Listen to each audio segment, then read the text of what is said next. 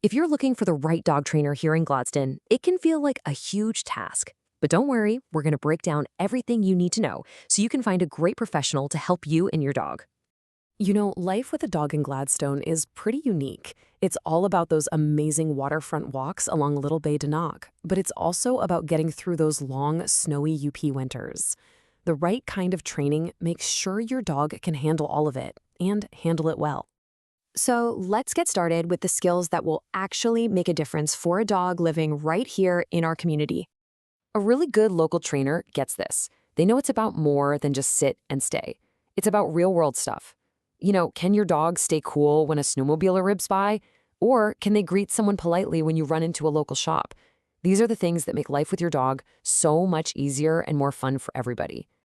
Okay, now before you even think about hiring someone, it's really, really helpful to understand how they train. Their philosophy, their methods, that's the foundation for everything your dog is going to learn. So the method that's really become the standard in modern dog training is positive reinforcement. And all it really means is that you're rewarding your job for doing the right thing. This whole approach builds a ton of trust and actually makes your dog want to learn with you. Ultimately, the goal is to find a trainer who builds your dog's confidence, not one who uses fear. You want to be really wary of anyone who promises a quick fix, especially if it involves tools that cause pain or intimidation. Humane, reward-based training is not only kinder, but it creates behavior changes that actually stick for the long run. Okay, so you know what philosophy you're looking for. Now let's get into the practical side of things. How do you actually check out a trainer to see if they're the real deal? You might see a whole string of letters after a trainer's name, and believe me, they actually do matter.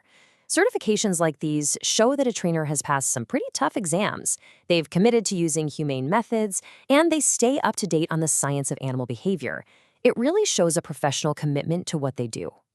Being ready for that first phone call can make a world of difference. So just use this list as your guide. And don't feel weird about asking them directly about their methods. A good trainer will be more than happy to explain their entire process. And that last question about the vet, that's a big one if you're dealing with issues like anxiety or fear. All right, next up, let's talk about the different kinds of training programs that are available and what you can probably expect to budget for them around Gladstone. Here's a pretty good ballpark of what you can expect for 2025 pricing. As you can see, costs can vary a lot depending on the service. And because Gladstone's a smaller town, you might find a great trainer who's based in Escanaba, so just make sure you ask about any travel fees right up front. So which one is right for you, a group class or private training? Well, group classes are just fantastic for practicing skills around other dogs and people, which is perfect for our busy summer tourist season.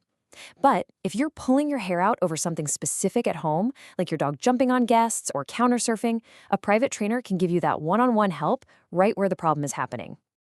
Being a great dog owner also means you gotta know the local rules. So let's cover the important regulations, and then we'll talk about some excellent local spots to go practice all your new skills.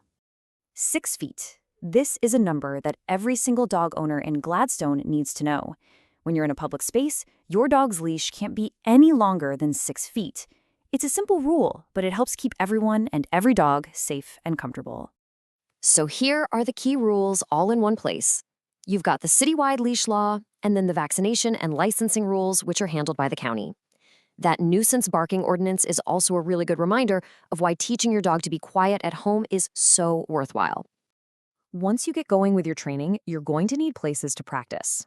Van Cleve Park is absolutely perfect for working on leash skills with all the distractions of joggers and other families. And if you need somewhere a little quieter to work on focus, the trails out at Peninsula Point are a fantastic option.